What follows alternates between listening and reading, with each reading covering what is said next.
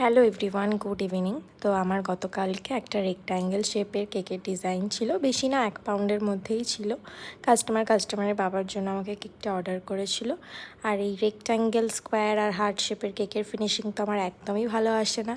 তো যাই হোক, কেকটা করতে নেমেই পড়ি। তো এই যে কেকটার মধ্যে চকলেট ক্রিম আর চকো চিপস দিয়ে ক্রাম কোটিং করে আমি কিছুক্ষণ আধ ঘন্টার জন্য ফ্রিজে রেখেছিলাম, যাতে আমার কেকের ফিনিশিং করার সময় কোনো প্রবলেম না হয়।